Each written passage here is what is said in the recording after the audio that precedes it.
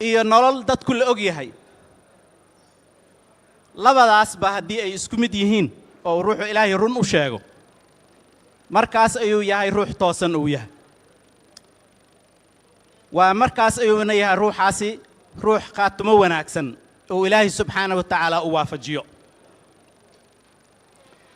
marka waxaan ilaahay ka baryayaa subxaanahu wa tacaala inuu na waafajiyo towbad wanaagsan oo nasuuxa ah oo aan ka noqosho lahayn sidoo kale waxaan ilaahay ka baryayaa subxaanahu wa tacaala in uu ummadeenna meel wanaagsan oo marsiiyo kulligiin waxaad tihiin dad mas-uuliyiin ah oo hoggaanka ummadda ah ayaa tihiin wanaaggiinnana ummadda wanaag ayuu u yahay xuma haddii aad samaysiinna ummadda dhib ayuu u geysanayaa wanaaggii aad samaysiin ajir adinka keliya kuma helaysiin ee dadka idinku daysanaya iyo dadka idinka faa'iidaysanaya intuba way ka faa'iidayaan dhibaato iyo qalloocnaan haddii aan la nimaadana dembigeeda waa noo badanayaa markaas ilaahay ha naga haya waxaan ku soo gabagabaynayaa اللهم ربنا آتنا في الدنيا حسنة وفي الآخرة حسنة وقنا عذاب النار كلن كأننا الله كدغو كلن بركيسن أو إلهي أمدوغ فائدة والسلام عليكم ورحمة الله وبركاته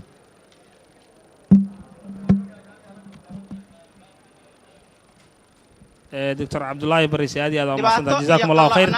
هلمان هذا الكم جرتو وحان ربعنا عصو رئيس وزراء كوحين كدولة الفدرالية الصومالية مهدي محمد جولد رئيس وزراء هوري الصومالية دولة الفدرالية الصومالية وقت غير أوجد سودوين توحى إسكاله مدحضة إسكاله كله أو يقول حكته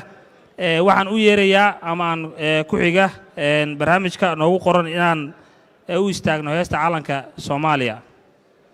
فلان قليها فرسمة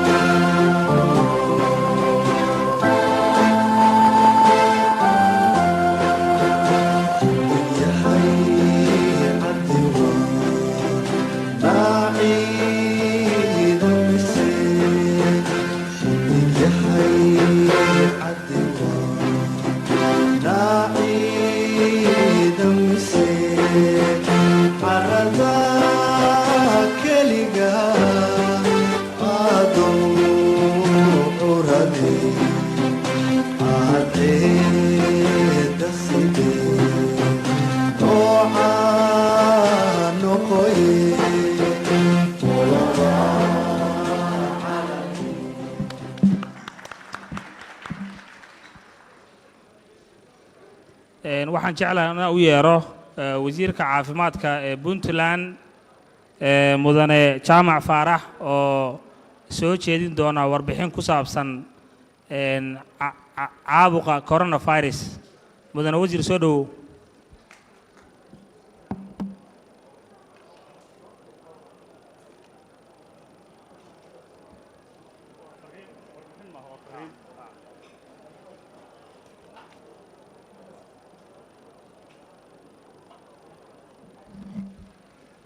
بسم الله الرحمن الرحيم الحمد لله رب العالمين دمان مدحدا شرفت له مسؤولينته iyo dhammaan ka soo qayb galayaasha xafladan waxaan ku salaamayaa qof walba magaciisa iyo meeqaamka uu halku fadhiyo assalaamu calaykum waraxmatullaahi wabarakaatuh salaan kadib warbixin soo jeedin maayo kaliya waxaan rabaa inaan idinla wadaago fariin kooban oo ku aadan sidii aynu kulligeen uga taxadari lahayn xanuunka aad la wada socotaan ee safmarka ah ee loo yaqaano COVID-19 ee adduunka dhibaatada uu ku hayo kulligeen baan ka dheregsannahay muddada shirkani socdo waxaan rabnaa inaan isku dhiiri gelinno insha Allah inaan ku camal fallo tallaabooyinka lagama maarmaanka u ah sidii aynu xanuunkan isaga celin lahayn inaynu qaadno iyo sidii aynu uga taxadari lahayn inaynu dadka kala qaadsiinaba tallaabooyinkaasi inta badan dadku waa ka dheregsan yahay oo waa kuwii 10kii bilood iyo inka badan ee la soo dhaafay laga sheegayay idaacadaha iyo meel kasta waxaana ugu muhiimsan in dadku nadaafadda ay ilaaliyaan iyo in ay afduubka xidhaan iyo weliba inay kala fogaadaan meeshii macquula waa fahmi karaa goobaha qaarkood inaan la kala fogaan karin laakiin afduubku waa lagama maarmaan si aynu u xakamayno xanuunka isaaba waxaan kaloo idinla socodsiinayaa marka laga yimaado COVID-19ka inay jiraan tiim caafimaad oo bannaanka ku ah diyaar waxaanu codsanaynaa in lala shaqeeyo tiimka caafimaadka ma aha keliya COVID-19ka cid kasta oo dareenta inuu xanuun dareenta noocu doonaba ha ahaado waxaa dibadda diyaar idinku ah tiimkii caafimaadka waxaa kaloo diyaar ku ah ambalanstii haddii loo baahdo qofka lagu geyn lahaa meel loogu fidiyo gargaar caafimaad waxaan rajaynayaa ugu dambayntii inuu shirkanu inoogu dhammaado caafimaad qab iyo weliba in laga gaadho natiijadii loo qabta shirka aad iyo aad baad u mahadsantihiin wasalaamu calaykum waraxmatullaahi wabarakaatu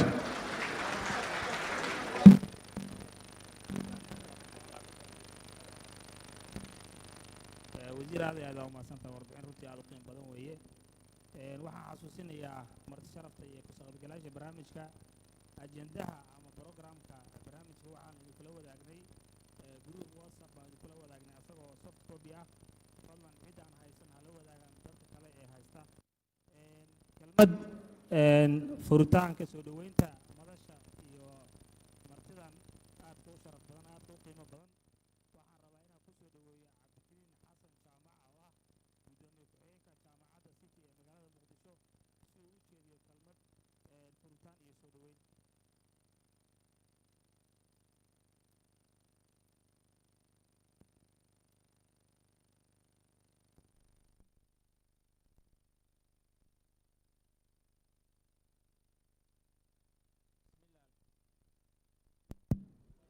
بسم الله الحمد لله والصلاة والسلام على رسول الله مقعيق وحالي عبد الكريم حسن جامع وحانا هي chairman أما قدوميها board studies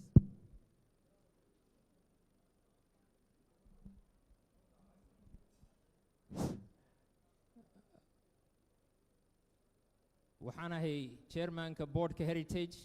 Institute for Policy Studies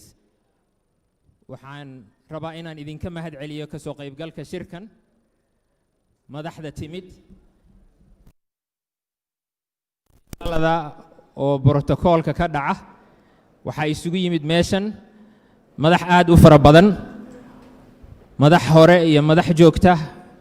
guddoon baarlamaan iyo xukuumad dowlad goboleedyo madaxweynayaal dowlad goboleed ma ku guulaysan karno iyo saddexdii branchii dawladda marka inaan ka shaqeyno in qof walba maamuuskiisa la siiyo way adkaatay waxaan qof walba ku salaamaynaa ku soo dhawaynaynaa ugana mahad celinaynaa ka soo qaybgalka martabada iyo darajada uu leeyahay wixii khalad oo dhacayna waa ka cudur daaranaynaa waxaan rabnaa inaan u mahad celinno madaxweynaha iyo xukuumadda iyo shacabka Puntland oo soo dhaweyn aad u fiican halkan noogu sameeyay sida aad ka warqabtaan saddexdii sano ee la soo dhaafay shirkani wuxuu ka dhacayay magaalada Djibouti oo runtii aad iyo aad u soo dhaweysay dadkii halka isugu yimid Soomaaliyeed sanadkanna waa markii u horeysay dal gudihiisa lagu qabto madaxda isugu timidna waa markay ugu badnayd magaalada Garowe iyo Puntland soo dhaweyn waxaan kala kulannay aan islahayn suuragalba kama aha dalka dhexdiisa marka aad baan ugu mahadcelinaynaa dowladda iyo shacabka Puntland kelmadda heritage waxaa noo jeedin doona agaasimaha heritage oo ah Cabdirashiid Khaliif Xaashi waxaanan rabnaa inaan ku soo dhaweyno mikrofoonka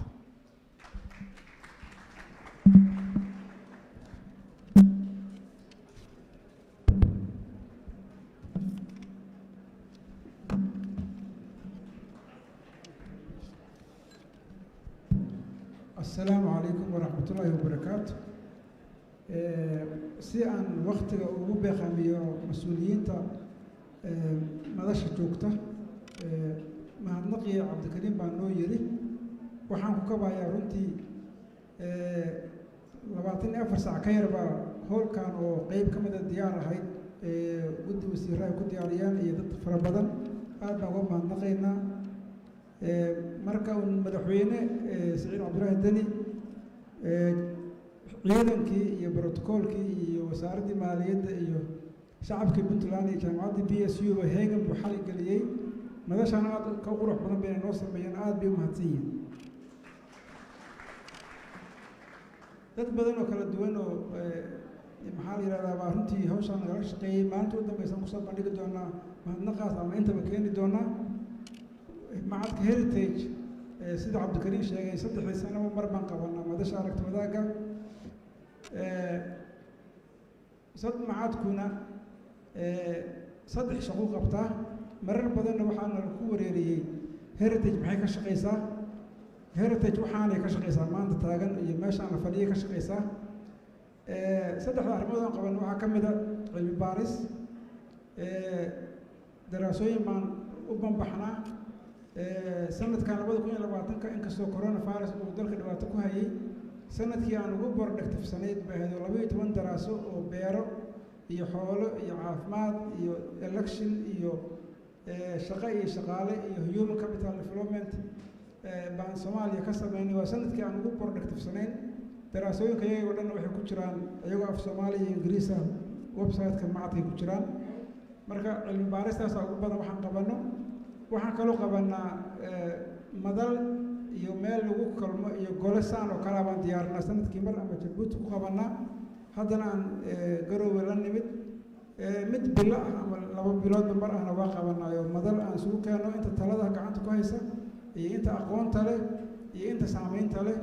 si markaas wixii dalka muhiim u ah diiradda lagu saaro maantana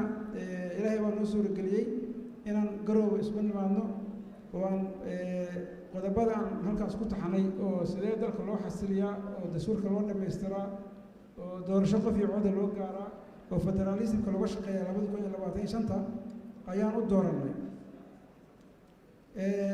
macadku wuxuu kaloo isku dayaa inuu talo siiyo oo ku dhiirado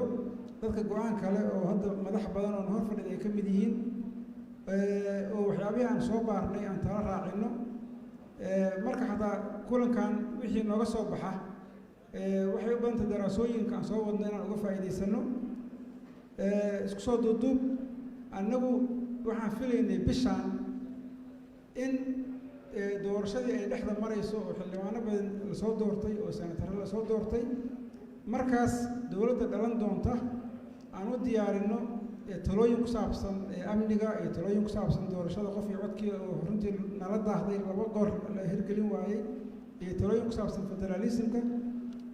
laakiin ayaan daro ma hirgelin arrinta doorashada in la guda galo sidaas darteed aniga qorshahan uguma jirin doorashada hadda taagan oo 2020 inaan wax ka dhahano laakiin waxaan rabnay 2025 road mapka lagu gaari lahaa inaan qorshayaal intaan ka diyaarino dowladda soo socota aan qayb ka siino calaa kulli xaal waxaa la isla yimid iyadoo doorashadii 2020 aan tala midaysan laga hayn laakiin 90% waxa la soo dhaweeyay waxa hadda nala fadhiya gudoonkii 2 aqal ra'iisul wasaare ku-xigeenkii 3 madaxweyne oo dowladaha xubnaha ka dowladda federaalka iyo mas'uuliyiin senataro iyo xildhibaano iyo aqoonyahan badan annagu waxaan rabnaa awal inaan dhahno gogoshaan fidinay gudoonkan adinkaa leh laakiin hadda gogoshii xataa dowladda Puntland iyo madaxweyne Dani baa la oran karaa ayagaa fidiyey marka annagu waa ayagaan kula daaranaynaa sida muuqato runtii hadde wanaaggan qayb weyn bay ku leeyihiin warka in ku daahin in ku badin maayo waxaan rajaynayaa inay saddexaan beri aan kala faa'iidaysano oo dastuurka wasiirka dastuurka jooga iyo gudoomiyihii guddiga dastuurka amniga jenaraalle iyo khubara joogta doorashada guddiyadii ka shaqayn jiray oo heer federaal iyo heer maamul goboleedba waa joogaan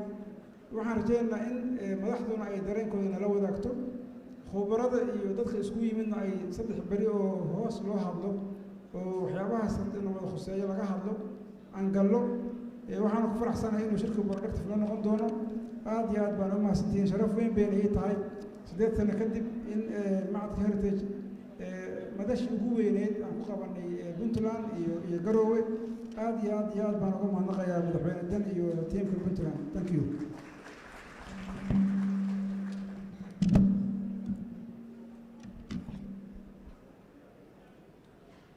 ومادسن يا عبد الرشيد إمكاننا وحنو يدينا مدحوين سعيد عبد الله الدني وان مرتي قلنا هاي سي ونوسو دوي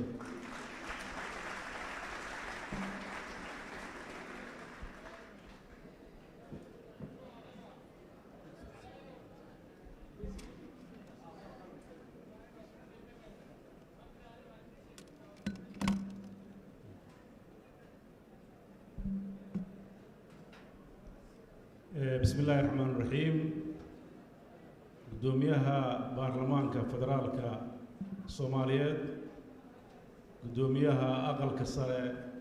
فدرالك رئيس الوزراء كحجينك جمهورية فدرالك الصومالية مدحوينها دولة قلمدوك مدحوينها دولة جبلان madaxdii hore madaxweynayaashii hore ra'iisul wasaarayaashii hore madaxweynayaashii hore labada heer dowlad federaal iyo heer dowlad state senatarada xildhibaanada wasiirada aqoon-yahanka bulshada halkan joogta kulligiin waxaan ugu salaamayaa qof walba maamuuska iyo madasha uu ku fadhiyo assalaamu calaykum waraxmatullaahi wabarakaatu waxaa runtii sharaf weyn noo ah in kulanka noocaana uu ku qabsoomo magaalada Garowe iyo dalka Soomaaliya guud ahaan markii ugu horeysay waxaan uga mahad celinayaa mas'uuliyiinta heritage oo iyagu gartay oo iyagu soo gartay inay halku dhigaan annagana naga codsaday iyaga iskale fadliga dadka halka isugu yimid iyaga dadka casumay iyaga dadka isu keenay annagana waajibkiina saarna ayaan gudanay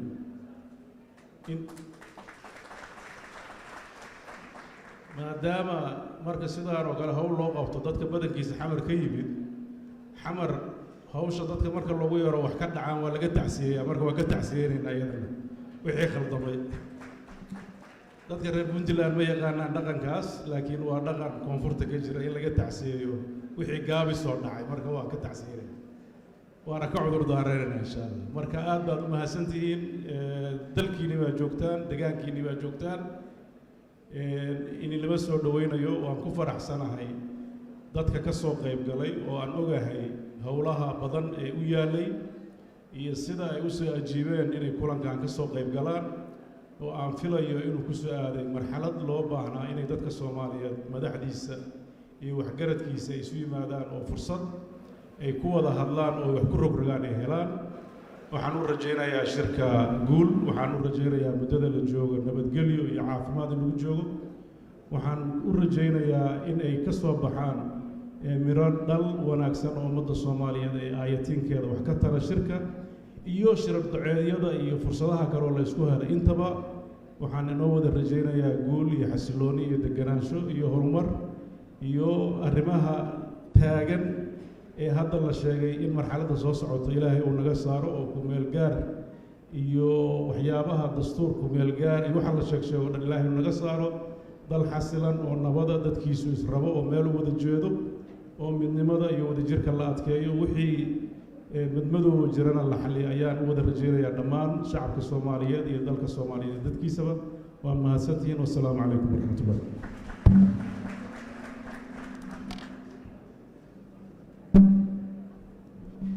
aad buu mahadsan yahay madaxweyne Saciid Cabdullaahi Dani iminkan waxaan u yeedhaynaa madaxweynihii hore ee Soomaaliya Xasan Sheekh Maxamuud oo yatafadal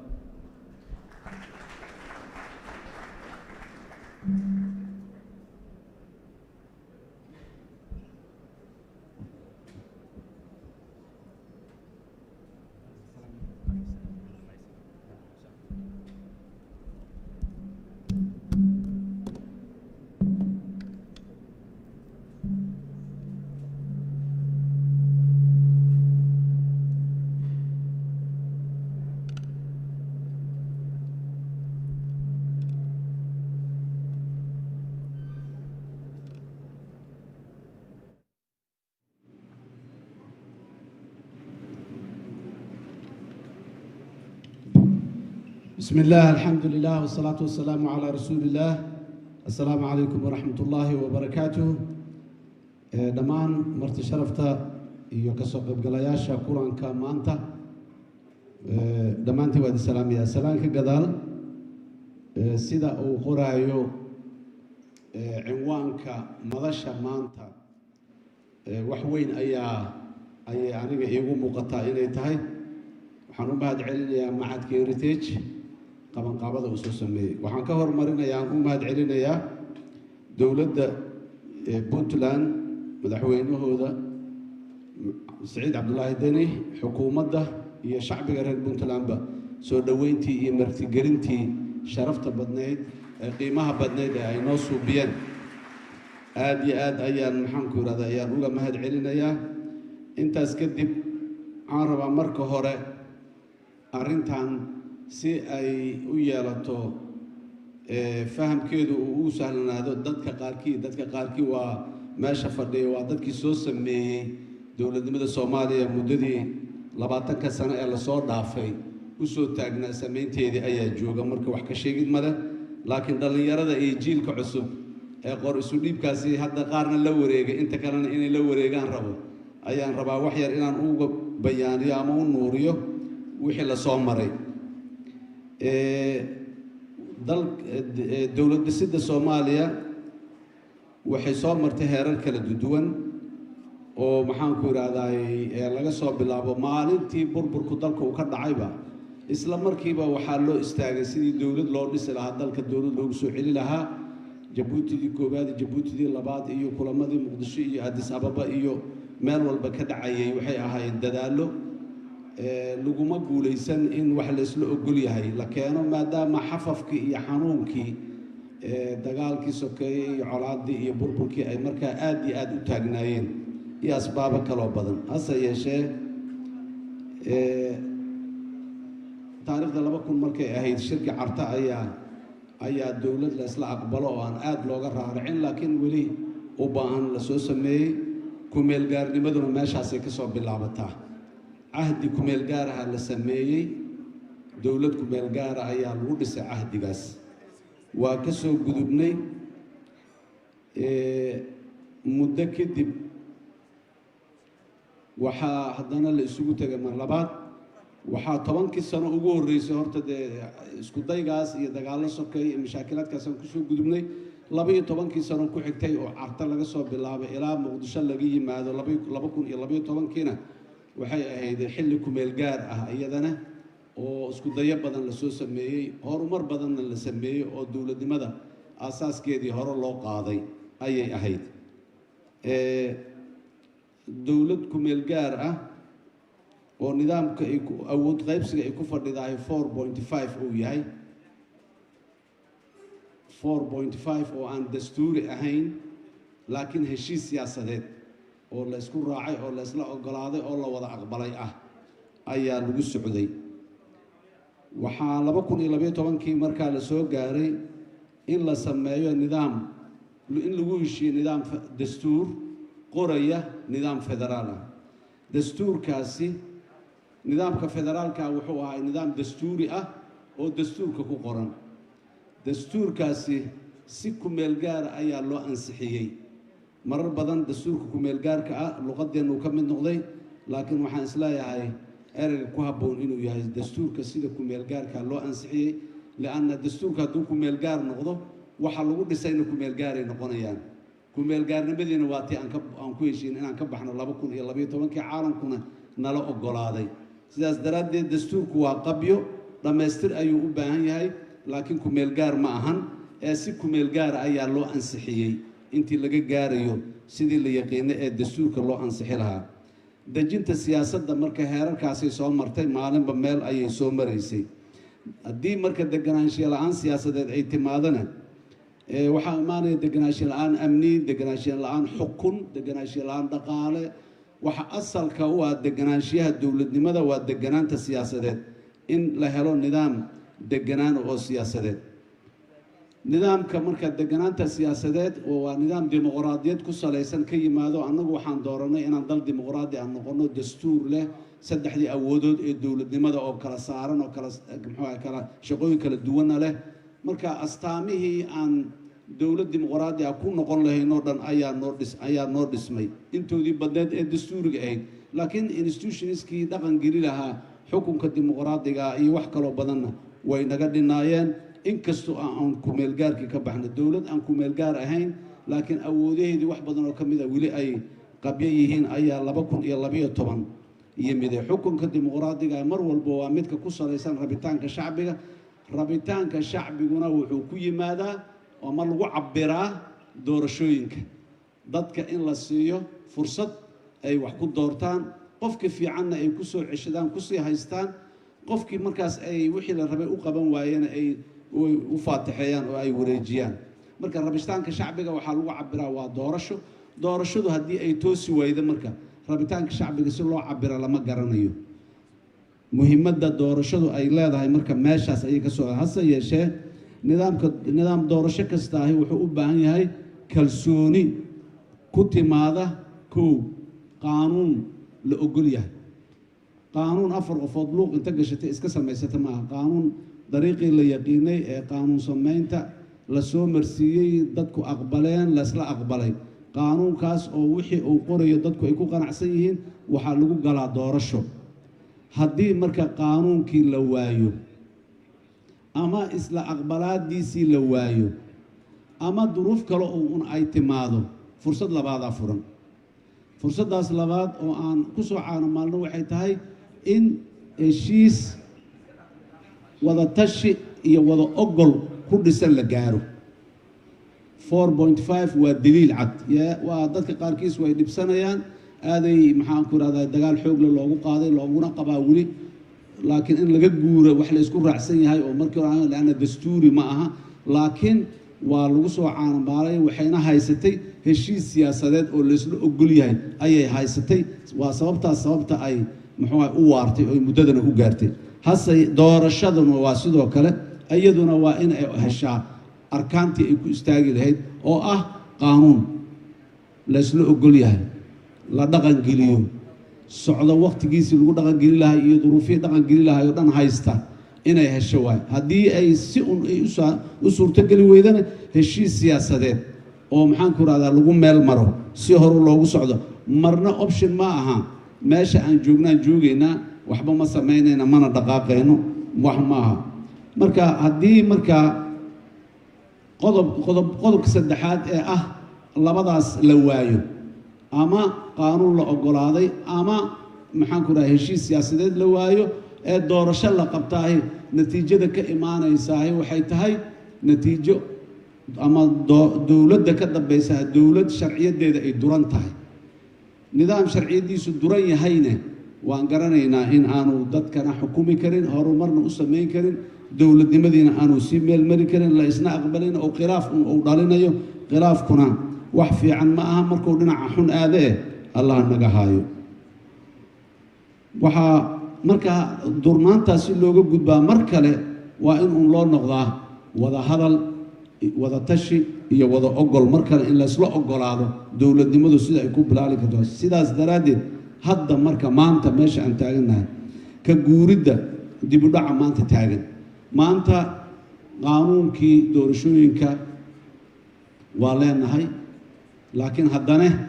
waa suurtogeli weyda inaan intaan isla aqbalno aan meel marino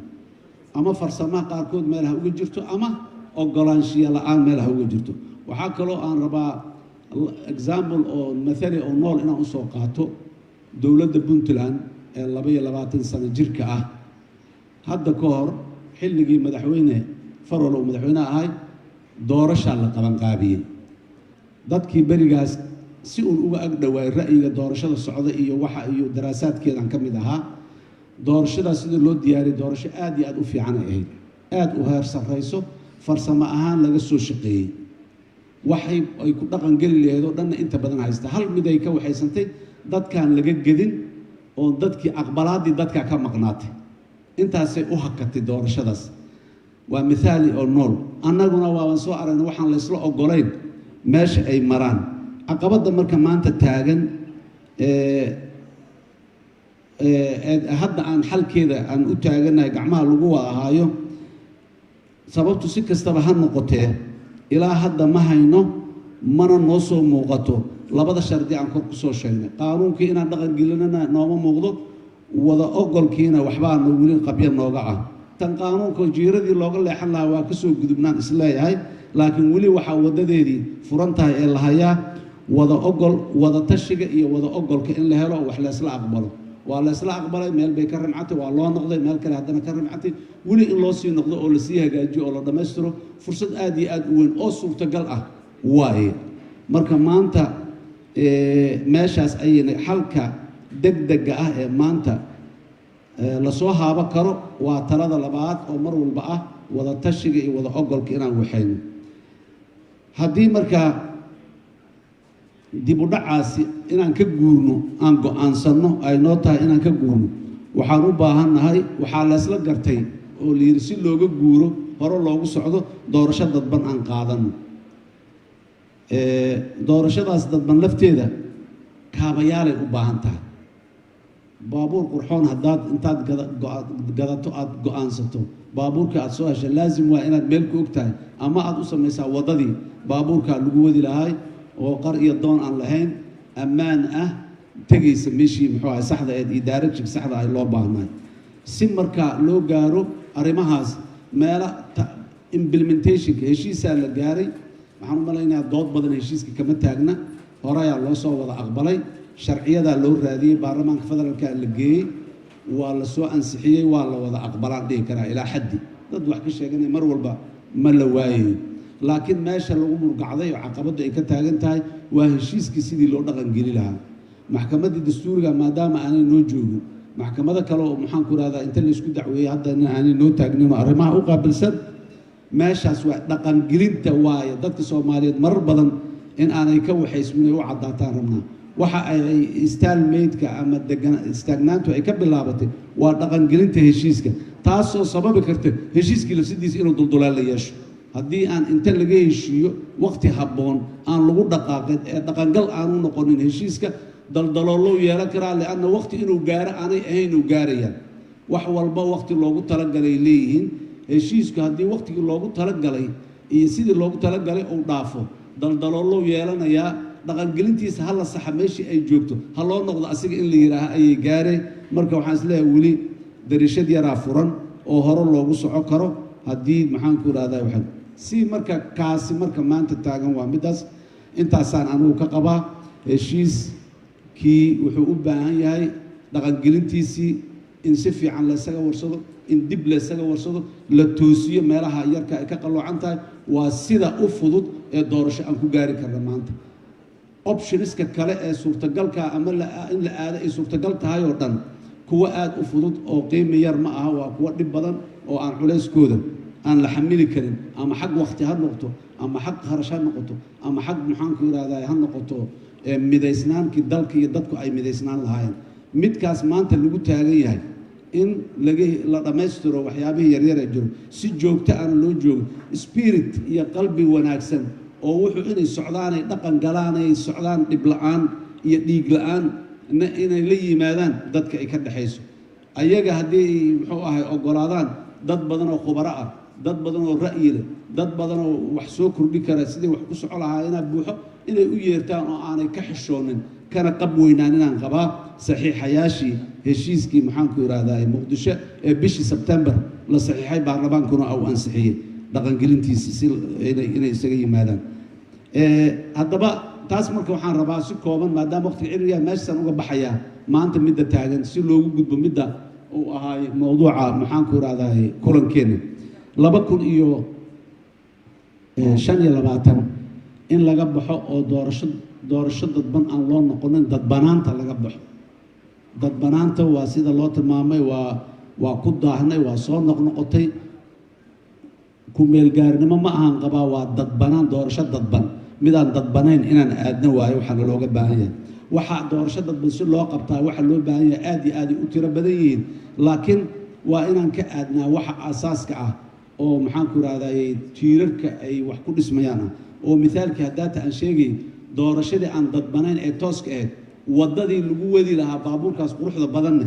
iyo kaabayaashii kale u baahnay haddii bohol ay ku taalo buundo looga dhiso ayay u baahan tahay waxaan qabaa marka aniga 5 arrimoodaan soo qaaday macnaheeguna maaha 5taas arrimood haddii la helo wax walba inay dhammaystiran yihiin 5taas arrimood waa 5 arrimood oo dhinaca sharciyadda wax weyn ka kaabayo dhinaca siyaasadda laakiin lama tiri karo 1 iyo 2 iyo 3 lama dhigi karo laana dhinaca siyaasadda wada xaajood iyo wada hadal iyo isqancin iyo dadka ka gedid iyo maxaan ku yiraahdaa sharaxaad iyo waxay u baahan tahay in lagu tacliimiyo dadka qodobka koowaad waxa waa dastuurka inaan dhammaystirno si aan doorasho dadban uga baxno dastuurka inaan dhammaystirno waa aasaas dastuurka haddii aan dhammaystirnana waxaa kaloo qasb noqonaysaa in maxkamaddii dastuuriga ahaydna la dhiso haddii kale dastuurka wuxuu noqonayaa kelmadeyda iyo kelmaddaada saanu ahay ma ahana saan waayo marka aniga adiga labadaayna kelmadoodna mid maxaan ku idhahdaaye leh sharciyad gaara markaa ma imaanaysee waa in maxkamaddii dastuuriga ahaydna la dhiso dastuurka maxkamadda dastuuriga in la dhiso caqabado kale iyo mashaariic kale iyo howlo kaloo badan oo ay muxuu ahay gadaal ku wadataa jira oo la wada fahmayo waa laga socon doonaa waa la qaban doonaa qodobka saddexaad sharciga xisbiyada ee maanta jira in dib u eegis lagu sameeyo xisbiyo waayo aragnimo umaanaan lahayn waa la sameeyey 2015kii hadda waxaa soo baxay waxyaabo badan oo in laga bedelo ama dib loo eego ama ka maqano in lagu daro u baahan marka dib u eegis in lagu sameeyo sidoo kale qodobka afraad waxaan leeyahay isaguna sharciga doorashooyinka hadda aan sheegayna asna in dib loo eego muxuu ahaa dib u eegistiisa si qoto dheer maxaan ku rahdaa dadka fahamsiintiisa si iyadana sidoo kale qoto dheer loo darso dalka dhan dowlad goboleedkasi degmo kasta sharciga in la geeyo kan aad birri codkaaga ku bixinayso ood madaxda ku dooranayso waa kan in la yiraahdo laga soo dhaadhiciyo ayay u baahan tahay markii uu soo maro hay-adaha dastuuriga ee sharci samaynta dabcan iyo ansixintiisa xaqa u leh intaa kadib doorasho mar walba inaan dalka kor intaan ka keenno aan hoos soo aadino federalismkaanay ahayd inaan hoos ka soo bilaabno duruufihii jira saamixi waaye koraa laga bilaabay waa weli kortiyo meel dhexuu noo taagan yahay awooddii nidaamka federaalka uu farayay dowladda dhexe in badan oo ka mid waa laga keenay laakiin haddana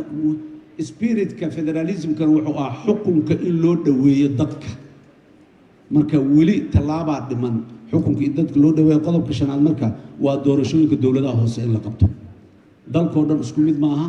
meelo waaba u dhowdhowdahay wax yaraa ka dhiman doorashadii inay qabtaan kuwana hadday bilow u tahay waa laga yaabaa meelo inaan weli laga bilaabin laakiin waa muhiim qofka biri muwaadinka ee qof iyo codaa la siiye la yiri inuu horta doorashada ugu yaraan meel uu kusoo maxaan ku rahdahay exercise gareeyo inuu helo waaye waa inuu dareemaa uu soo fahmaa uu ku qancaa qofka matalaya in la doortaa inay muhiim tahay deegaankiisana waa inuu ka arkaa iyo ninka qofka uu yaqaano iyo magaciisa shantaa qodob ee kor aan kusoo xubsan mar kasta waxaa shardi u ah dhammaantood wada tashi iyo wada ogol dastuurku waa sida wada tashi u baahan yahay iyo in la isla ogolaado u baahan yahay maxkamadda dastuuriga ay dastuurkaas wada tashi ku salaysan ayaa dhalaya waa muxuu ah iyaduna wada tashi wada ogolay ku imaantay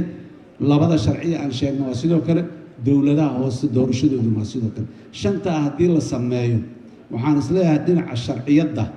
doorashooyinka ilaa xadda meelay soo gaarsiisan yihiin laakiin maxaa u dhiman mar walba dhinacii siyaasadda haddii shantaas markaa waddo saxa loo soo maro siyaasaddana nus ka badan way xallisan tahay oo wax la isla ogolaaday laga soo heshiiyey la isla wada aqbalay laga soo wada xaajooday ayaa meesha imaanayo maanta marka intaasi waxaan isleeyahay haddii marka la gaaro dalka inuu amni noqdo iyo tirkoob ama registration in la sameeyo iyo waa badan yihiin wuxuu laakiin waxaas kale oo dhan oo dhiman oon aanan sheegin haddii la sameeyo shantan qodob aanan la sameynin meel ma tegayaan haddii aanay kuwaan aanay jirin kuwaan markii la sameeyo kabacdii waxay rabaan in la kaabo oo lagu kaabo waxyaabahaas faraha badan ee liiskooda uu dheer yahay si ay u dhaqan galaan xaaladda marka maanta taagan ayaan rabaa inaan ugu dambeyntii tala yar ku biiriyo maanta xaaladda taagan ee ismariwaaga ah ku saabsanna dhaqangelinta heshiiskii Sebtembar waxay keeni kartaa dib u dhac siyaasadeed oo qiimi badan noogu kaca berri inaan marka miisaanka iyo culayska ay leedahay inaan siinay u baahan tahay ee qabka iyo maxaan ku rahdaa magaciisiga iyo aniga aan iri anigadana xoogaan aan yarayno sidaas daraaddeed waa in la helaa tab looga gudbo xal lagu gaaro oo looga gaaro xal arrintaas taagan tallaabada ugu horreysa ee dhinacaas loo qaadayana waxaa aniga ila habboon in ay ahaato shir in la isugu yimaado mar kale inaan fariimo iyo taleefon aniga xaaladda intaan ka fahmo fariimo iyo taleefon layskula hadlo whatsapp laysku waraysto kuma filnaan qabaa meel kasta ha la kala joogo in laysu soo hor fadhiisto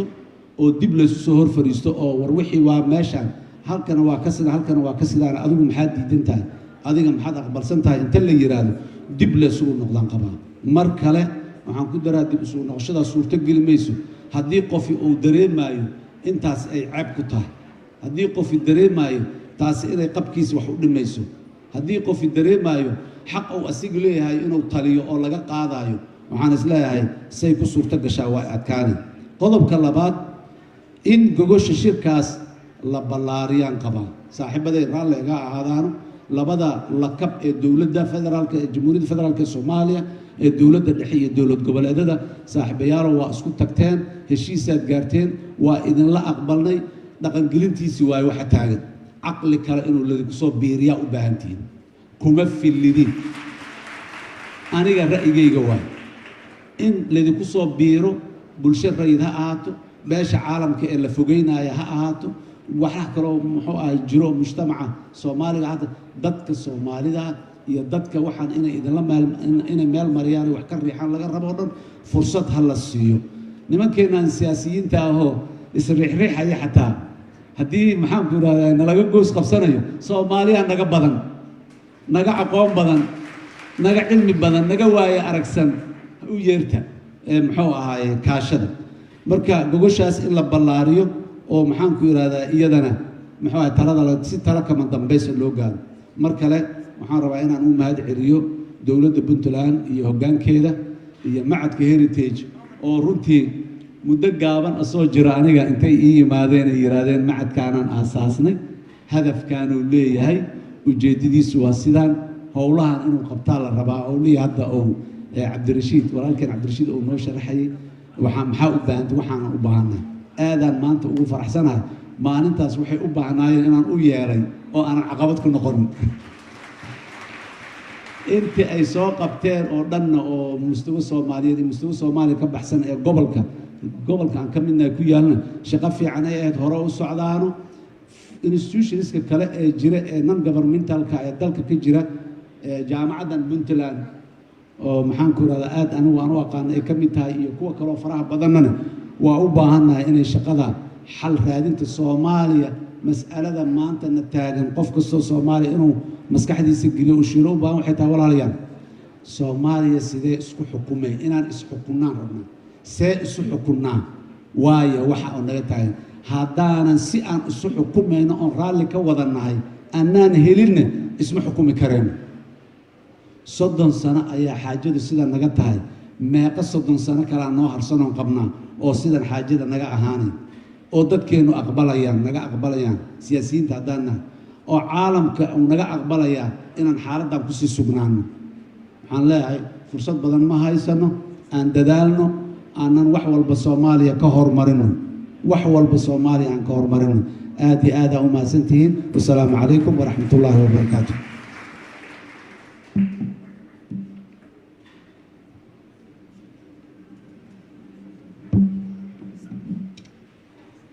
aad iyo aad ayuu u mahadsan yahay madaxweynihii hore soomaaliya mudane xasan sheekh maxamuud waxaan rabaa intaanan u yeedhin speakerka soo socda inaan idinla qaybsado wax yar oo ka dhacay jigjiga hal sano ka hor shirka heritage markii la qabanayay ayaa waxaan tagnay magaalada jigjiga inaan casuuno madaxweynaha deegaanka soomaalida mustafa maxamed cumar waan qadeynay shir baan tagnay meel lagu qabanayay shirkii madaxweynihii baa furay wuu fadhiistay safka hore niman aqoon-yahanaa ka dooday soomaalida waxa kaga maqan etoobiya dowladda federaalka etoobiya doodii markay dhammaatay su-aalaha la furay nin baa gacanta taagay mas-uul ah oo xisbi leh wuxuu yidhi su-aasha microfoonka markii lasii mar raba podiumka inaan tagaan rabaa halkan imaado tag baa la yidhi meeshii buu yimid wuxuu bilaabay inuu xisbigiisi ka sheekeeyo iyo waxqabadkiisa gabadh shirka xiriirinaysay baa tiri georgini oo meeshan xisbi looguma talagelin in lagaga sheekeeyo madaxweynaha gacan taagay mustafa wuxuu yidhi ninkan u kaadiya buu yidhi ha sheegtee wixiisa sababtoo anaa khalad sameeyey buu yidhi markaan shirka furayay baan waxaan ka sheekeeyey iskoolada aan dhisnay iyo jidadka aan samaynay 10 daqiiqo igu qaadatay marka xaq buu u leeyahay inuu ka sheekeeyo xisbigiisu wixii uu qabanayay ninkii 10 daqiiqo bunuga ma dhimin wixii si buu sharxaday waa dhamaaday shirkii ninkii gacantuu qabsaday madaxweynuhu way isla fadhiisteen miis labadoodu waa isla qadeeyeen 10 baa noogu jira waxaydaan ogeyn idiin sheegi maynaa haddana waxaan rabaa inaan soo dhaweeyo ra'iisul wasaare ku-xigeenka jamhuuriyadda federaalka Soomaaliya mudane Mahdi Maxamed Guuleed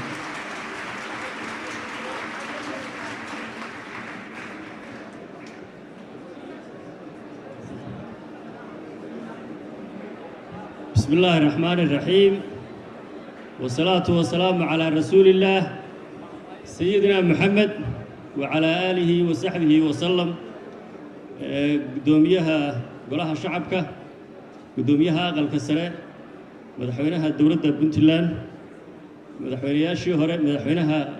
دولة شبلان مدحوينها قلمذب مدحوينها شهرة iyo رئيسul wasaaraheenna hore xasan cali khayre saaxiibkay walaalkay dhamaantii waa salaamaya assalaamu calaykum waraxmatullaahi wabarakaatu mowduuca maanta inoo horyaal ee ah sidee ayaynu uga baxnaa kumeel gaarnimada oo aan filayo dastuurka kumeel gaarka iyo doorashooyinka dadban oo uu ku qotomo oo 3 qodob aan ka taaban doono intaanan u gudbin ugu horeyn waxaan u mahad celinayaa madaxweynaha dowladda Puntland mudane Siciid Cabdullaahi Dani shacabweynaha reer Puntland iyo dowladda Puntland dhammaantood martigelintii iyo soo dhaweyntii iyo baashiraatii iyo diyaarintii hoolka weyn ay isugu nimid ay noo diyaariyeen waan uga mahad celinayaa mar labaad machadka Heritage oo isu keenay fursadan maanta aanu isugu nimid aynu ku wada hadlayno inoo suubiyey ama inoo sameeyo isugu keen wacayna aad baan ugu mahad celinayaa 3 qodob baan rabaa oo mowduucu ka kooban yahay inaan wax kooban ka idhaahdo ta koowaad dastuurka ta labaad federaalka ta saddexaadna doorashooyinka waa marka koowaade dastuurka waxaan filayaa sida ku jirta ajandaha berrito ayaa si faahfaahsan looga hadli doonaa waxaan se rabaa inay dhammaanteenna wada qirsannahay Soomaaliya ilaa sanadkii 2000 waxbaa u soo qabsoomayay axdi qarameed ilaa dastuurku meel gaar ah oo aynu maanta haysanno oo aynu ku shaqeyno oo inoo hor yaalla oo ah ka dawladnimadeena labada heer hagaya 4 sanaba mar inaynu doorasho qabsanno aynu ku kala badbaadnana inoo suurtageliya dastuurku sidiisaba waa dokumenti guud ama sida ay yiraahdaan generic document oo haga mabaadi'da asaasiga ah ee ay dawladnimo ka kooban tahay dal jiritaankiina sharciga iyo asaaska u ah wuxuu sheegaa nooca dawladnimada ee uu leeyahay ama aynu yeelanayno ma baarlamaaniba oo awoodda ra'iisul wasaaraha iyo baarlamaanku isku dhafan yihiin ama fusion of powers madaxtooyo oo awooddi kala qoqobantah oo kala qaybsan tahay mise nidaamka hybridka ah ee isku dhafan ee madaxweyne ra'iisul wasaare iyo baarlamaan wada shaqeynaya dastuurku sidoo kale si guud wuxuu uga hadlaa siyaasadda dhaqaalaha suuqa xorta ah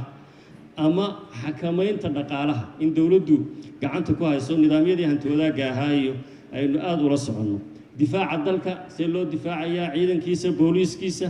xidhiidhka dibadda ee yeelanaya ma siyaasad dhexdhexaadaba maxay tahay iyo arrimaha bulshada ee dalka see xoog loo saaraya ma hab unitary ba oo midaysan ma hab federaal ah ba mise waa mid konfederaal ah mabaadi'da asaasiga ah xuquuqaha iyo xorriyaduhu maxay yihiin habka doorashadu muxuu yahay nidaamka xisbiyada badani maxay ku salaysan yihiin intee bayse ka kooban yihiin waxyaabahaas oo dhami oo waxa dastuurka asaaska u ah asalka u ah ee uu gundhiga dawladnimo uu u sameeyo haddaba asaaska dastuurkeenna hadda aynu haysanno ee kumeel gaarku muxuu yahay halkeeguuse ka yimid taariikh dheer baynu leenahay waxaa ugu horreysa dastuurka markii la sameynayay la iskuna raacay kumeel gaarkaynu maanta haysanno waxaynu ka soo doognay xaalad dagaal oo sokeeya oo civil war dalka ka qarxay dawladdii inaga burburtay gacmaha aynu isula tagnay la isku dayay inaynu isu awood sheeganno waqti hogaamiye kooxeedo iyo kooxo hubaysan oo kala duwan ay talada gacanta ku hayaan baa iyaduna jirtay oo xanuunkeeda budheedu lahayd waxa ku xigtay xoogag hubaysan oo shaad diimeed huwan oo iyaguna isu arkayay dariiqa ugu saxsan inay hayaan hagayaan waa halka ay tahay in laga fikiro sideeba diinta aan la inooga khaltin political islamna loo accommodate gareyn karaa ama loo siin karaa dhinac dadka fikirka islaamka qaba ay aragtidooda ku xusaan si nabad ahna haddii ummadda Soomaaliyeed u garto awoodda ay u gaaraan qabiil baynu isu dilnay manaynaan kala adkaanin laandheere iyo laangaab mid loo xoog sheegto iyo mid la is yiraahdo waad ka awood badan tahay waxa kaloo dastuurka aynu maanta haysanno ka muuqda is-aamin darradii kala shakigii iyo kala didsanaantii inkastoo la isku qasban yahay oo dalnahay oo ummadnahay oo isku dabrannahay haddana is-aamin darro kala shaki iyo cabsi dhexdeenna taallaa dastuurka way ka muuqataa culimmada dastuurku arrimaha noocaasa waxay ugu yeedhaan constitutional trauma ayna haysa waa isu nimid dagaal baynu ka soo doognay is-aamin darraa jirta cabsi baa jirta taroomada bulshadeenna haysa ee psychologicalka ahi dastuurkeennay ka muuqataa waa aragteen meelo badan oo muranki jiro oo awoodda sidee loo qaybsanayaa jirto oo dowladda dhexe maxay leedahay dowlad goboleedyadu maxay leeyihiin maxkamaddu maxay awood u leedahay fulintu maxay leedahay madaxweynaha iyo ra'iisul wasaaruhu sidee bay awood u kala leeyihiin iyaga qudhooda marar badan sidee fulintii loo hagayaa waa waxyaabaha ay tahay inaynu ka heshiino oo isaga nimaadno oo nidhaahno war dalka innagaa le aynu heshiino oo marba qofunba calfan aynu waddankeenu dunida kale siday tahay iyo siday ahaan jirtayba ugu soconno idinkaa dalkaba lehe dowlad maa u noqotaan ilaa indoqoni calaf ma leh dubaax maxaa ka baylahay waa sayid maxamed cabdulla xasan iyo xikmaddiisii taasi waa dastuurka oo shaqana laga soo qabtay shaqana hadda ku socoto shaqana laga sii qaban doono ilaahay idinkiisa marka teeramka dambe ee dowladnimada aynu u gudubno habka labaad ee aynu qaadannay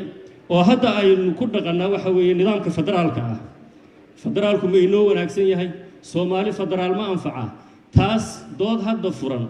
oo u baahan in laga hadlo ma aha waynu ku jirnaa chicken and egg philosophy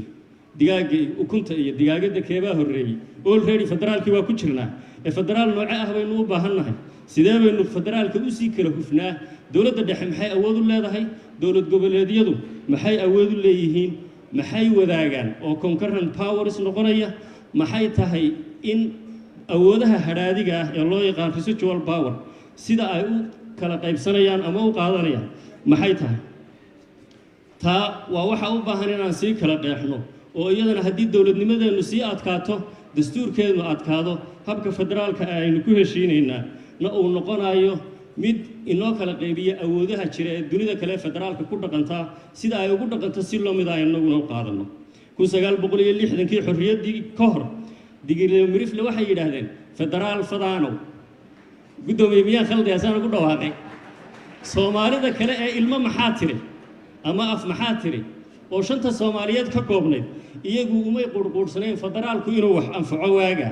dowlad dhexe oo awood badan oo shanta Soomaaliyeed ka kooban oo wajeer u heesaysa oo wardheer u heesaysa ayaa maankooga ku qufulnaa maray u arkaan federaalku Soomaalidii waaga inuu anfacayo marka waxaan leeyahay nooca federaalka aynu qaadanaynaa waxa uu baahan yahay inaynu ablayno oo aynu aad u qeexno oo laga shaqeeyo si dowladnimadeenu iyadana ay u saldhigto markii golaha wasiirada 2017 kadib saaxiibo badan aanu isugu nimid saaxiibkay juxa marka golaha wasiirada la keeno sharci waxa uu oran jiray indha federaal ha lagu eego sharciga loo eego keenay waa indha federaal waa in lagu eegaa mar dambe waxaan maqlaayay dood ku saabsan confederal system aynu qaadano waxaan u maleeyay in ay tahay kala kici gurdumi axmed madoobiye rag baa aad u fahmaya iyo xuseen cabdi xalanay kala gaca gurdumi halka uu ku fadhiyay waxa uu yahay uma baahnin kala kici gurdumi umana baahnin federaal ilaa hadda in kala haya waxaynu u baahannahay dowladnimo dheeli tiran oo isku dhafan oo awooduhuna kala qaybsan yihiin oo aan la isugu xoog sheeganin oo xuquuq iyo waajibaadna kala xadeynaya haddaba federaalka qaabkee ayaa loo gelaya ilaa hadda aragtiyahaasi waa kala duwan yihiin haddii aad waraysato aqoon-yahanka midnimada aaminsan ee reer waqooyiga waxay ku odhanayaan federaalku waa inuu ahaadaa reer waqooyi iyo reer koonfureed haddii aad waraysato may waxaa laga yaabaa inuu ku yidhaahdo war federaalku waa inuu ahaada may iyo maxaa tiri nimankiinan reer maxaa tiri ee shanta soomaaliyeed ee kale ka koobani annagoo may ah iyo idinku federaal aynu qaadanno waxaa laga yaabaa maya ee federaal baan hadda ku jirnaaye 5 dowlad goboleed iyo meeqaamka magaalada xamar sida aynu caasimadda u qeexayno iyo sida Somaliland aynu ku soo jiidi karno federaal ka hadlaaya isagana aynu qaadano arrimahaasi waa kuwa federaalka u baahan in la buuxiyo oo laga sheekeeyo oo laga shaqeeyo waxaan u baahanahay hadda waxaan doonaynaa haddaba su'aasha in aynu ka jawaabno waxaynu ku gaari karnaa salaad walba xilligeeda la tukadaaye kama hadli karno su'aasha aynu weydiiyeen wiilasha iyo gabdhaha hay-adda cilmi baarista heritage inkastoo halkan xalimeeyay iyo waa joogaan baan filayaa gabdha heritage marka ay yimaadaan amaanu kulano kuma arko halka qoondadii haweenku waa ku maqan tahay cabdirashiid iyo rag kale iyo caynta iyo waan arkaa cabdikariin iyo cabdilaahi iyo markaa horta heritage qoondada haweenka meel saara waa mahadsantihiin su'aasha aadaynu isnidhaahna ka jawaaba maanta taariikh baynu samaynaynaa taariikhda aynu samaynaynaa waxa weeye qaabkee ayaynu u gaari karnaa 2024 si aynu uga baxno duruufaha maanta aynu taaganahay arrinta doorashooyinka waa u iman doonaaye nin filosof oo la yiraahdo Karl Marx ayaa waxa uu ka sheekeeyaa taariikhda iyo waxa taariikhdu ay tahay waa wada taqaanaan waxaan doonaynaa inaynu taariikhdeennii samayno laakiin ma u samayn karnaa sida aynu inagu u rabno men make their own history but they do not make it as they please they do not make it under self-selected circumstances but under the circumstances existing already given and transmitted from the past taariikhda ay umadi samaysanaysaa waxa uu ka timaadaa xaaladaha iyo duruufta ku xeeran maanta xaaladaha inagu xeeran duruufaha inagu xeeran waxa weeye kuwa istiidooyinka damaca leh aynu leenahay dowlad dhexe oo awood badan taariikh bayna soo marisay ee dowlad federaal ah iyo dowlad goboleedyo federaal ah aynu samaysano awood kala cadahay arrimaha amniga iyo nabadiidka sidee baynu u waajahnaa waxay u baahan tahay taariikhda aynu samaynayno inaynu iyadana uga jeedo waa duruufaha inagu xeeran ee ina qasbaya inaynu iyagana ku xisaabsanno isu keenidda dalka iyo midnimadiisa iyo xaaladda gaarka ee Somaliland saynu uga jawaabaynaa doorashooyinka iyo nooca ay ahaanayaan hal qof hal cod nidaamka xisbiyada badan sidee baynu u waajahnaa iyaduna waa mid kale oo ay tahay inaynu ka jawaabno duruufta inagu xeeran ee ina qasbaysa haddaba waxaan doonayaa inaan u imaado doorashooyinka iminka xilligoodu taagan yahay in yarna dib u noqdo kow markii doorashooyinka aynu isniil gudagala waa ogeydeen nidaamka xisbiyada badan ee PR-ka loo yaqaano proportional representative system ayaynu golaha wasiiradu soo meelmariyey ku salaysan hal deegaan doorasho oo keliya nidaamka liistada xidhan hal qof iyo hal cod doorasho ah in lagu galo baarlamaanku markii gudoomiye mursal ay u timid iyo golaha shacabka waxa ay u saareen guddida afartiiba waxa kale oo ku jirtay qodobka 89 dastuurka aynu wax ka bedelno oo shacweynaha Soomaaliyeed madaxweynaha ha doorto oo madaxweynaha toos loo doorto intiiba marka la isku daray baarlamaanku wuxuu yiri halka horta awoodiina waa kullumaysaaba awoodda kaliya leedahay waa inaad madaxweynaha doorataa weeye tii kale sharci dejinta marka laga yimaado sharcigii dib aanu eegno intii uu ku dhisnaa oo dhan waa la bedelay waxaana la soo saaray sharcigii doorasho ee u dambeeyay labada goleba maray ee habka liistada furan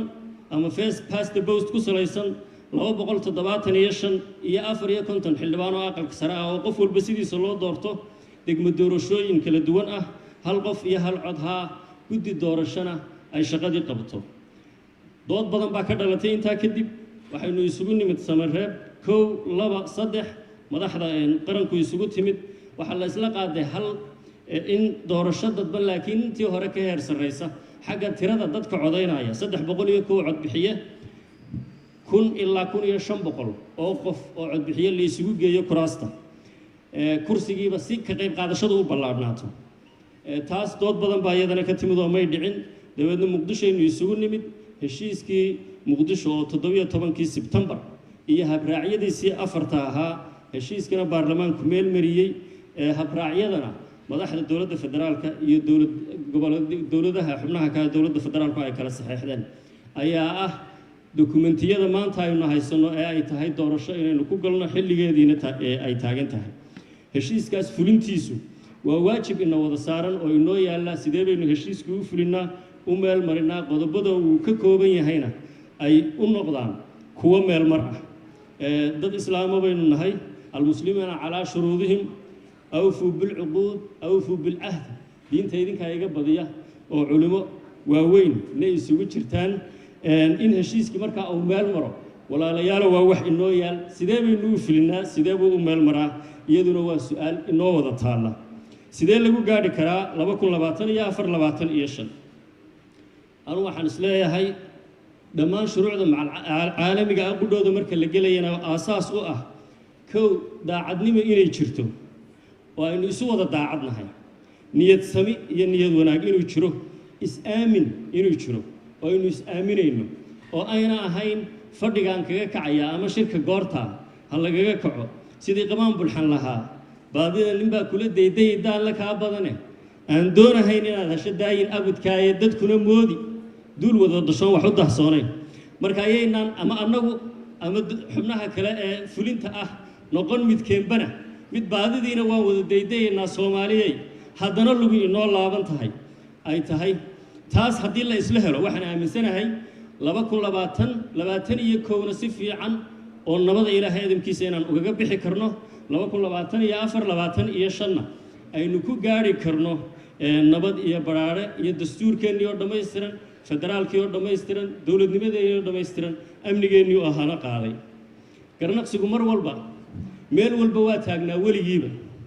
waxaan doonayaa gabay la yidhaa garnaqsi oo cismaan yuusuf keenadiid lahaa ereye inaan ka soo qaata ama beydo sanadku waa 1953 waa markii ingiriisku uu caarka kor u taagay uu kibray ee meel walba dunida uu haystay ee calanka ingiriisku meel aanu ka taagnayniba aysan jirin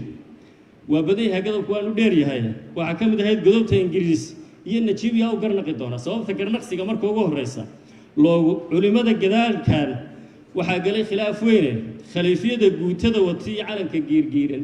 iyo gabanno soo baxay gadaal dhowaan yaa u garnaqi doona wadaadadu weligoodba culimadii hore iyo kuwo gadaalka foola oo hadba dunida duulba u kaca oo diin la soo shira qamaan bulxan baa gabaygaana lahaayo mar soo baxa waa iska jireenoo waa asmada imanka ayna haysata iyo dhibaatadan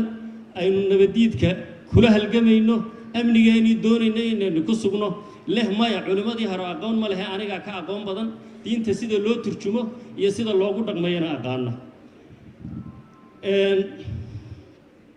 nimankaa u guntaday xornimo ee goor walba u taagan iyo kaan la garanahaynin macnaha yaa u garnaqi doona kenyaanka halkay nala marayaan iyo siday nagu hayaan iyo waa ogtihiino inaannu isla garanno iyadiina waa loo baahanyay waa garnaqsigii cusmaan yuusuf keenadiid duqayda xafiisyada gashee talada goynaysa iyo geesiyaal dibadda jira oo ku gaaf wareegaya yaa u garnaqi doona ninkaa guriga cad degan ee maxamed cabdulaahi farmaajo iyo niman odayaaloo le war xilliga waa kaa dhammaaday meesha ka soo bax yaa u garnaqi doona miyaanay markaa ahayn guriga cad si looga baxo inaan ka heshiinno guriga caddaa sidii looga baxayo guriga cad si loogu jiro inaan ka heshiinno sidii loogu sii jiraayo in albaabka laga galo asaan daaqadda laga gelin soo maaha heshiisyadii aynu galnay aynu maaragtay toostoosintoodii iyo dhammaystirkoodii iyo fulintoodii waa wax inoo wadayaalku dhaqankoodiiba waa garnaqsiga inta dambe ee laandheeraha iyo ka hadasho nin saalax la yidhaahdo baa laandheere bannaan degay ka hadlee ee gabayga cismaan yuusuf keenadiid dib baan inoogu dhigay waa mahadsantihiin waxaan doonayaa ugu dambayntii inaan u hambaliyeeyo golaha shacabka soomaaliyeed oo dor raato ansixiyey miisaaniyaddii 2021 ee ay ku jirtay ta doorashadu taasina waxay ay tusaysaa dowladda federaalka siday uga go'an tahay doorashadu inay dhacdo xilligeediina ku dhacdo gebagabadii waxaan doonayaa inaan kusoo gunaado dhowr qodob oo madaxweyne xasan sheekhba ka hadlay dastuurka nidaamka xisbiyada badan is-aaminaadda niyad dhiska iyo in la abuuro muwaadin soomaaliyeed citizen of Somalia muwaadinka soomaaliyeed in la abuuro ayaa iyaduna ah oo waddaniyad iyo muwaadinnimo qofku uu yidhaa baan ku meel marayaa inkastoo sharcigii jinsiyadda dood weyne nagu dhex martay oo aanaa weli ku heshiinin laakiin waa wax inoo yaalla waa mahadsantihiin wasalaamu calaykum waraxmatullaahi wabarakaatu mar labaad waa u hambalyaynayaa heritage waanuna hambalyaynayaa madaxweyne siciid cabdulaahi deni iyo dowladda puntland iyo shacabkeedaba wasalaamu calaykum waraxmatullahi wabarakaatu aad buu u mahadsan yahay ra-iisul wasaare ku-xigeenka xukuumadda federaalka soomaaliya waxaa la gaadhay salaaddii maqribka dad badan oo waxaa jira inay tukadaan ay tahay oo magaalada degan marka intii soo jamacsatay waxaan ka codsanaynaa inay joogaan intii soo tukanaysana ay soo tukadaan 15 daqiiqo masaajid baa ku yaalla dhinacan kadibna waxaan geli doonaa khudbadihii ku xigay waa mahadsantiin